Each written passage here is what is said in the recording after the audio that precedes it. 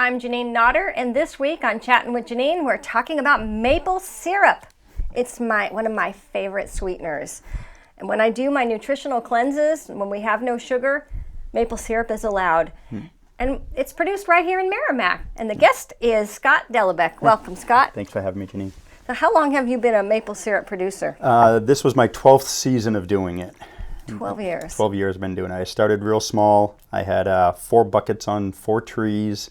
And, 2 weeks later, I barely had a gallon of sap out of those ones. So I said I needed more. So then I was up to 40 buckets, and then it's just exploded from there. Wow. Yeah. So you brought some pictures along. Why don't we go through the pictures first? Sure. So there we go. Yep. There's your little sugar shack. Yep, that's my little sugar shack. I built that, I don't know, probably about 10 years ago now. It's not real fancy, but there's my family. I've got Oliver and Marcus are our twins, and my wife Perrin. We all do it. We're all out there together. I have my older boy Brady gets out and helps me as well, and it kind of keep it like a family hobby that we do in the winter together. Oh, how fun. Yeah. Cute kids. I love that picture. Yeah, oh my gosh, that's adorable. This is when they were just about 8 months old. They do not fit in the buckets anymore. But that was a lot of fun to do that. I've seen some other people do it, and I thought it was a cute picture, so we wanted to do one. Yeah, that's adorable. I love the hats too. Oh, there are a lot of maple. Yeah, so I tend to do a lot of the bottling before Maple Weekend. New Hampshire has its Maple Weekend the third weekend of March every year. Oh yes, I came early. Yep. Yes. And so I try to get as much bottled as I can before the Maple Weekend, and that way I don't have to do too much during the off season, because it gets very hot while you're bottling it, and it's just nice to get it all knocked out as early as I can. Yeah, and there's me. The Sugar Shack's right here in Merrimack, so people are invited to come over and check it out and see how it's going during the season. Right now it's just the off season, but there's still a lot of work to do. Fixing lines and getting ready if I'm going to do any expansions, equipment maintenance, all that type of stuff. Do you get a lot of people that just stop by? For Maple Weekend, yeah, there's a good amount of people. Last year must have been over 300 people each day that have stopped by, and it keeps me on my toes. I luckily have friends that'll work the table and answer people's questions, and then I give tours around, show them the maple line, show them the vacuum system of all the sap coming out of the trees, and then they get to sample the syrup that's on the evaporator as it's boiling. Oh wow, that's interesting. Yeah, it's a lot of fun. You have some videos too. Okay. Let's look at those. What are we looking at here? So that's called a Murphy cup. It helps me keep the syrup at the right consistency. So as it comes out of the tree, the sap just looks like water. You could drink it like water. You would not even notice that there's anything different about it except the slight little off flavor to it. But you could drink it to hydrate yourself and things like that. And so as the syrup's being made, there's the sap coming out of the releaser. Is it blue or is it just... Just the container is that thing is kind of like a toilet system for a better explanation. It comes through the lines, and then the tub that's over to the left that's kind of hidden there, the vertical one, that fills up and it closes a valve, and then it flushes all the sap out into my holding tank. So that's what the sap looks like. So it just dumped right now. That's why it shook like that. And so the vacuum stops for a second while it's dumping, and then as soon as the tank is empty, it'll start up again. Here it is boiling. Yep, there's the syrup boiling. The way my evaporator is it's 6 compartments, and the sap will flow through the compartments and zigzags through, and that's the final compartment where it actually becomes syrup. And I've got a temperature gauge. And how long does that take? It just depends. The very first boil of the year takes a couple hours because you want to sweeten the pans till you get a real good concentration. But after the first boil of the season, it happens in about 15-20 minutes once I'm filling it and running, because each of the compartments are already kind of sweet, and it just starts concentrating it more. Sweet. Sweet. Yep. Yes. Is there one more video? No. Okay. Yep. So drilling. this shows how you do it. It's just you pop the hole in the tree, and if you look closely, you'll start to see the sap coming out. Well, look at that. Yep. Wow. And like I said, it's just like water. A lot of people mistake when they hear sap, they think of the pine sap, that it's sticky and smelly and everything. Maple sap is just like water. You could literally just drink it. Wow. So interesting. Oh, and here you've got the snow falling. Yeah, snow falling there, and I was boiling, making the syrup that day. And that's one of my favorite scenes, when there's snow in the background and the steam is pouring out, and I just love that. I love it too. Yeah. So you have and that's Maple Weekend. So when folks come by, They've got all the options to check out the bottles, get to sample some of it. On the right-hand side, you can see there's a whiskey barrel there. I do a whiskey barrel aged syrup, so it's just this one. Yep. Right, so it's just pure maple syrup that's in a whiskey barrel that was used, so it gets some of the flavor, a little bit of the taste, but there's no alcohol in it. So my friend Juanita Dangle, who also has a show on Merrimack TV called One Town, One Government, How Does It Work? This one is her favorite. Ah, great. Yes. Yeah. It's been a big hit for me. I actually didn't think it'd be as popular. I had a few people ask me if I did it, and I said, I'll try it one time. And I sold out almost immediately, so it was kind of crazy. So now I do it. It's a big barrel. It's about 15 gallons of syrup. So I age it about 6 to 8 months, and then I'll bottle it all at one time once it's all aged. So once in a while, I will do a lemon juice cleanse where I just drink lemon juice all day long, and so it's like I just squeeze enough lemons till I have a cup, and then it's one whole bottle of this, and then cayenne pepper. I forgot how much. Shake it all up. The cayenne pepper takes away it curbs the hunger. Okay. And so I'm hydrated, and everything's Did you drink it all sweet. at one shot, or is it like No, throughout the day? just throughout the day, Okay. and then I don't get hungry, and then good. I might eat later in the day Sure. for dinner or something. But this is the perfect size. That's when you like, yeah. And when I do other cleanses, I do them every once in a while, a detox, just to give the body a break. Yep. But we're allowed to have maple syrup. That's and great. Sometimes, if you're hungry, 1 teaspoon, just have a teaspoon. Because it gives you energy. It's a good natural It's sweetener. a good natural sweetener. Yeah, right. Yeah, and honey's allowed as well. Sure. I wanted to ask you about the equipment. How did you get started? How did you learn how to do So this? I was out fishing with a friend one day on my boat, and he showed up and he gave all of us that were fishing that day a small bottle of syrup, and we were just like, "Where'd you get this from?" And he said that he had made it in his yard. I was like, "Well, if he can make it, I know I can do that." So I wanted to try, and it just, like I said, it really just grew from there. I started with 5 buckets, then it went to 40. 2 years later, I was at 300 taps.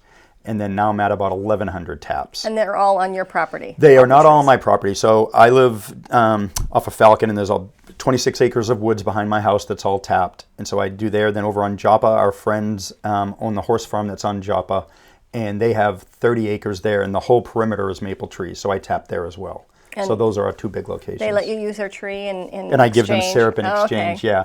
And Diane and Carly run the farm, and they love the twins, my boys, so they go over there, and the boys like to just play with the horses, and they're really sweet people. They came to me when they knew that I made maple syrup and said, "Hey, we have some trees too if you want to tap here."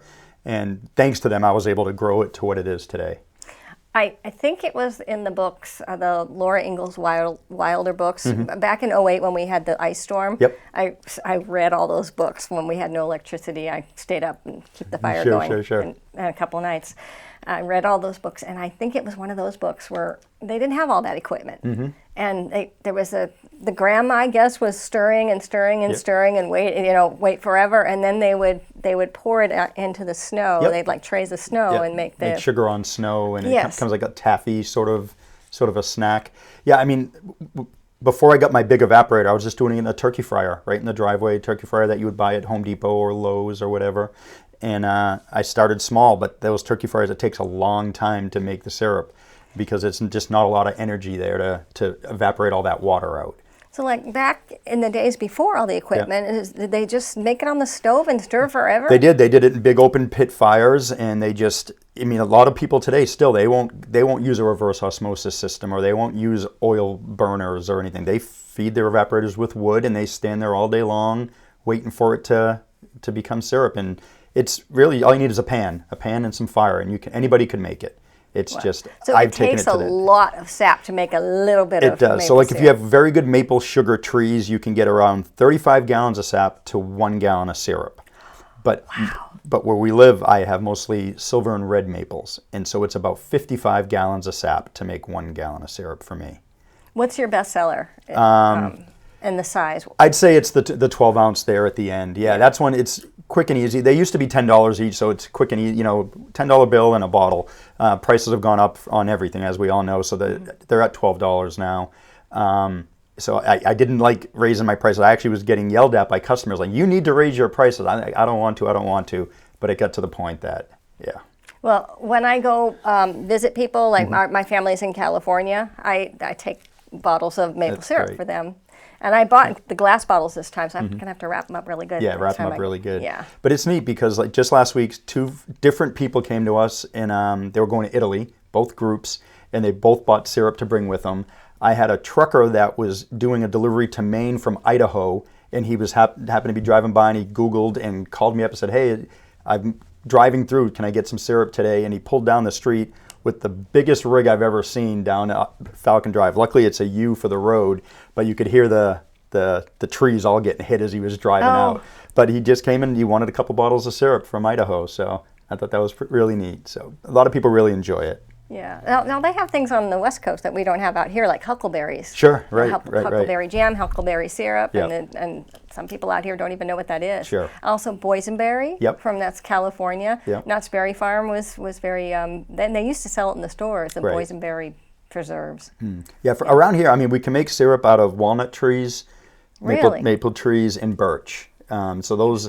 And they all taste a little different? They all taste a little bit different. My understanding is I don't have any walnut trees or birch trees, but birch apparently is the hardest one to do because the sugar content in the sap is super low, and it takes about 100 to 120 gallons of sap to make 1 gallon of syrup. Oh, hardly worth it. Yeah. Wow. So But yours are maple, all maple? Yeah, that's all I do is the maple syrup. Yeah. Yeah. What do they call the other syrup? Birch syrup? It's birch Really? syrup and walnut syrup, yep. Wow. Yeah. Okay. They also make nut butters, Yes. all different kinds, cashew. It's like they sell them all at, you can get them at Trader Joe's. Yeah, all those right, different right, ones, right. and Whole Foods. Sure. Oh, wow. And your label, you Yep. told me something about the label. Or Yeah. maybe it's the boxes or something that has your name on it. Yeah, so I had I actually put it out on the town Facebook page. Hey, I need a new label for my bottles because I had a label that I was using from a sticker company. They kind of just let you cut and paste and do some things with it, but they wouldn't let me keep the logo. I could only use it if I was buying stickers through them. So I put it out on our town Facebook page, say, hey, if anybody's an artist and is willing to do a design for me, reach out and I'll give you syrup in exchange. And so a gentleman named Carl that's here in town, he came up with a whole bunch of different options and sent them all to me. And so I was using this one here, the colorful one, for a long time. And then when the whiskey barrel one started becoming popular, I just had him do it in black and white for me because just more rustic kind of, and that's the coming right out of word. the barrels. And it's worked out great. And I've hats now, T-shirts, the stickers. It's yeah. Oh, that's cool. It do sticks. you wear the whole getup during the maple syrup? During weekend? Maple Weekend, sure. And I had a friend actually that worked with me and your husband. He's an Air Force Master Sergeant that was assigned to our company. And his wife made me an apron out of maple syrup fabric that she got somewhere. And so Maple Weekend, I always wear her apron, just as an appreciation that she made that for me. Awesome. And what about these? These are just so. Anybody that's in the New Hampshire Maple Syrup Producers Association can use these bottles. So these are pretty generic. The gray ones all just say New Hampshire Maple Syrup, and by being a member in good standing, you get to use those bottles. And it's a little bit of a reduced cost than the other ones that you would buy that just say maple syrup on them. So they at least they show that it's from New Hampshire. Or does it cost less to have the plastic bottle? They're all different prices. I mean, these are about $1 a piece for these glasses, and these are about $1.25, and then these are up in the $2 range. The plastic ends up costing more. Really? Because I prefer glass Yeah, for I do everything. too. I do too. Over plastic. But actually, I should have bought this size. Actually, that's heavier though, isn't it? Yeah, because it looks smaller. It messes with your head, but it's 16 ounces, and that one's 12 ounces. So it is heavier. Now, honey. I don't know if you know how much about honey, but different areas the honey will taste different. Yep. Is it the same with the maple syrup? Of course, you talk to Vermont people; they're going to tell you that their syrup's better than New Hampshire's syrup. Yeah, but those people are upside down over there. Why would you want to go buy it over there? I know. Yeah. Some people they might have a better tolerance for it, I guess, than I do. But folks that make it with wood, they get that smoky flavor that's just naturally in the air as you're making it. And some old timers and stuff, that's all they want to do. And people love that smoky flavor.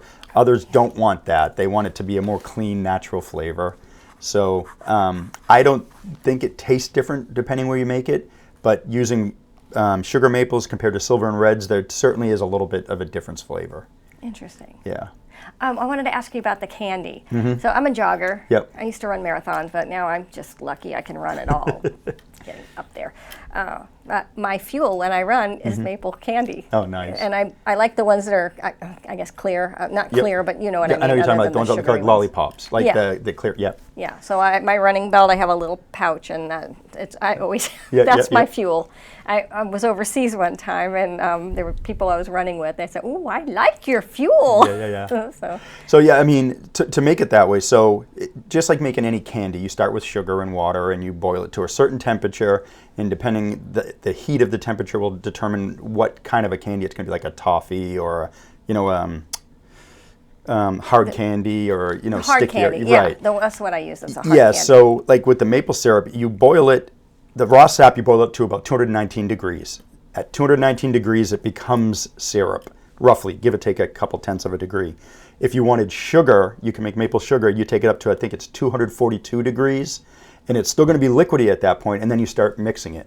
And as you mix it, all of a sudden it just crystallizes, and then you get sugar out of it. But the same thing when you're making like the fudge style candies or the hard candies, it's all temperature based. Depending on what temperature you bring it to, that's how you're going to end with your end result of either the maple fudge type of a candy or the hard candy that you'd see on a lollipop or a... What about like the sugary ones that just kind of melt in your mouth? Yeah, those ones, and I don't know the temperature off the top of my head, but it's going to be somewhere in the 230 range for those ones. It's just the higher the temperature gets, the more crystallized it becomes, and you get that clear look. You don't want to go too high because you'll burn it. Right. So you get to, I think it's 242 if I'm not mistaken, to get the hard clear candy. Do you make candy? I've done it. I prefer not to do it. It's very finicky. I mean, if you're off a degree or two, you can waste a whole batch. Oh, and wow. It's really temperamental. I mean, even humidity outside will make a difference. And so this is already a lot of work. If I've had people that come to me, oh, do you have candies? No, but I'll give you the syrup if you want to make your own candies, because I just don't have the time for it. So I just get them on Amazon. Do you know Howard Pearl? He's a state senator, but he has a farm, and he also makes the maple sugar and candies. Yeah. He doesn't make the hard candy like that I buy, you like, yep. But he has the crumbly sugar The crumbly ones, yeah. Diane and Carly at the horse farm, they've taken my syrup and they've made sugar out of it in the fudge style candies. And just they have the time. I just don't have the time to do it. Yeah. So what do you use your maple syrup for? Almost always pancakes. My wife loves to make, she likes to cook, and so it's a lot of waffles, a lot of pancakes. My little guys love it for that. We've used it on bacon to make like candied bacon, barbecue sauce on ribs. Mostly that's about what I use it for. Yeah, I don't venture off the traditional things too often. When our two little granddaughters come over, they're ages 2 and 4, I always make them waffles and with the maple syrup. Yeah, and they like that. Yeah, my little guys just love it. They've learned now not to just dump the whole bottle on the, because they know how hard it is to make. So. But I make all kinds of like little power balls and make it with peanut butter, oatmeal, and the sweetener. I use your syrup. Yep. Yeah. Yeah, it's a great substitute for just regular cane sugar. So. Right. Yeah. Yeah, and honey. I just saw a chart that how you can substitute sugar for honey. But given the choice, I kind of prefer the maple syrup. Yeah, honey's got a unique flavor. I mean, you definitely taste, and I do like honey as well. But you definitely taste. There's almost like an aftertaste from honey at least that I notice. Syrup, it just seems a lot smoother, and it's just. And another thing I learned about honey is never put metal in the honey. It kills the enzymes. Oh, no kidding. What did I just say? Did I say never put metal? Okay. Yeah. I'm sorry. I wasn't sure I said it right. Yeah, you have to use a wooden spoon. Oh, okay. Yeah. See, I didn't know that. Yeah, I didn't either, because I again, from the State House, I have a couple of colleagues that make honey. Okay. And we have one here, a honey guy here in town as well. But they told me, no, wooden only. And only wooden, yeah, okay. because it kills the enzymes. And also, so does boiling water. So I'm like, well, people put it in their tea. You're telling me, so if you squeeze the lemons are really good in the morning. Sure. And with a spoonful of honey, I always have to make sure I use the wooden spoon. So you're learning. That's a good thing. That's these things. They teach you something new that you didn't know. Yeah. So I've done shows with my chiropractor before, Dr. Jen Kretzinger, and she kind of introduced me to maple syrup. Okay. So, because I grew up in California. I'm not a boomer. Not a boomer. I'm Generation X. Okay. But we grew up with white bread and bologna Yep. and Mrs. Butterworth and all those things. And then she taught me a new world. And I remember, what's a whole food? I don't know what. Sure. Well, God made it. I'm like, what do you mean? Yeah, So I just had to explain the carrot. Okay, okay, all right, I get it, the carrot. But that was years ago, over 20 years ago, and she introduced me to maple syrup. So I started buying maple syrup. And my kids kind of missed the old stuff. So they went and they bought like Mrs. Butterworth or something like that. Sure. And they took a bite and spit it out. Yeah. And I got them used to the good got stuff, used to and the then they good couldn't stuff. go back. Yeah, I mean, most people think that I've been doing this my whole life. I mean, I grew up in Lawrence, Massachusetts. I knew nothing about maple syrup. It was literally just a spur-of-the-moment thing I'm going to try one weekend, and it's become what it is today. So I've enjoyed the process. I enjoy the tinkering and making the engineering work more than I really enjoy the syrup. It's all about getting the system right and making the evaporator more efficient, making the vacuum system more efficient. And that's really what I like doing it. I think if I ever get to the point that I'm just not improving it and getting it more efficient, and that's when I'll probably stop doing it, because that's what I enjoy. Fun anymore. Yeah. The syrup part is actually easy. It's getting the sap. If I'm getting the sap, then I've done everything right. So that's the key. Do you ever watch I Love Lucy? Back in the day, sure. Yeah, well, I used to watch it every day in the 70s growing up. It was on every day. I watched it every day. Yep. So I've seen every episode at least 100 times each. And there's one episode where she's on a quiz show and she memorized the answers ahead of time. Okay. But then they changed the questions at the last minute, and so they had the wrong answer every time. But one of the answers was, the sap runs every 2 years. And it was... The sap runs every 2 years. And that was, but with the question that ended up being, how the person, maybe as a Congress person, how often do they run? Oh, okay. And the wrong answer was the sap runs every 2 years. I get you. Because she was expecting a maple syrup question.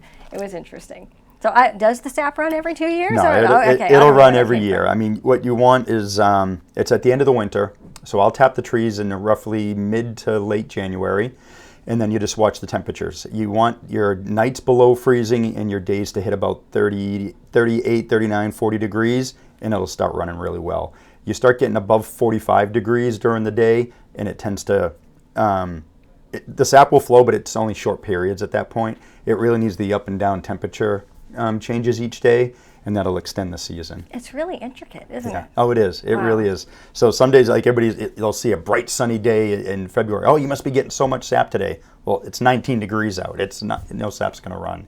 You need it to get up into the 40s. But if you have 3 or 4 days in a row of 40-degree temperatures, it won't run at all. Have you had? So you've been doing this how long? 12 years. And yep. have you had years where? Last year was horrible. Well, this past season was great. Last year was really, really bad. I only made about 45 gallons. It was too warm. Well, I'm glad I got some of it. Yeah, right. Yeah. It was just such a warm winter, warm early spring, everything. And so we weren't getting those temperature drops. It was staying about 38, 39, which for most people is still cold. But if I'm not below freezing, the sap's not going to run. Wow. Yeah. Wow. And it's a lot of people don't realize that what goes into it. So grade A, I see grade A, grade A. They're all grade A now. So there used to be, you'll like this one because of Vermont again. The upside down people. Yeah, the upside down people. And that literally what made the changes. There used to be grade A and grade B. Yes. The grade B was stuff that bakeries and factories would use for their baking products, the darker end of the season stuff. Yeah, and my chiropractor prefers the darker stuff. Grade B. Right, but people were considering that from Vermont an inferior product. They only wanted grade A syrup.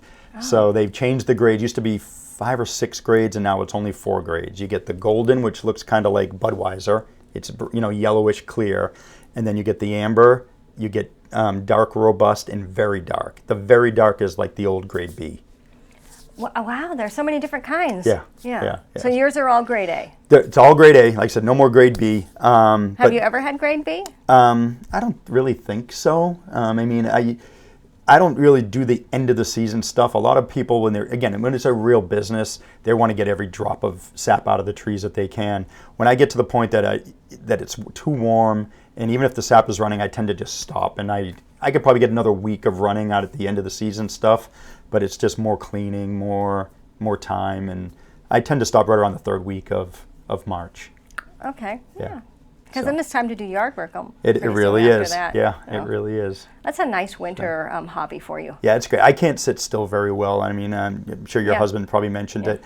No. I'm always on the move, and even in the winter, I don't care how cold it is, I'm outside doing something. I just love it. Mm-hmm. Yeah, I go ice fishing if I'm not doing maple stuff, and just love being on the outdoors. You're one of the few people I know that actually knows my husband. Yeah. Yeah. Yeah, he's a quiet he's guy. He's a very quiet guy, but he's very well respected. Everybody loves him at work. Thank you. Yeah. It's good to hear that. Yeah. I know I have a friend who thinks that he never talks. I'm like, actually, though, since our kids grew up, he's come out of his shell. Oh, really? And we ran into one of my colleagues at the mall, and he actually talked to him. That's I'm funny. like, wow. Well, he does speak. Yeah, he does No, speak. he's a brilliant man. He anytime there's an issue, somebody has a question, he answers it. He's just a great resource at work. So, Thank you. I've heard that from some of the other colleagues too. So I like hearing these stories. Yeah. Because he's usually just quiet. Yeah, quiet he's still very Engineers are quiet. Yeah. He is an engineer, and he's typical. Our daughter is in town this week, and I was telling her, I said, since you guys grew up, your dad not only loves you as your dad, but he likes you guys, and he loves talking to our kids now that they're grown. Now that they can have real buddies. Conversations. Yeah.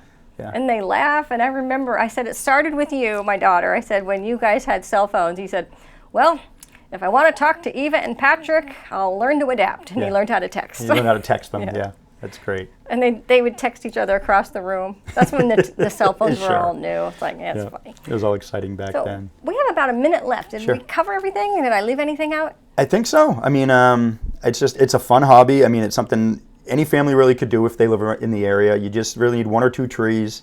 If anybody ever wants to come by or ask questions, I'm glad to help them out. I've given supplies out for people if they needed some tubing or a tap or whatever. I enjoy sharing what I've learned, and I think it's a great way to spend some time. I think all the trees in our yard are junk trees. Otherwise, I'd have you come and see if you can tap some of them. But Scott, I enjoyed talking to you. Thanks, Jenny. I really appreciate you having me. Thank you. And I'm gonna take one of these. Yeah, you can do that. Thanks. Thank you for watching. Stay sweet. Yeah.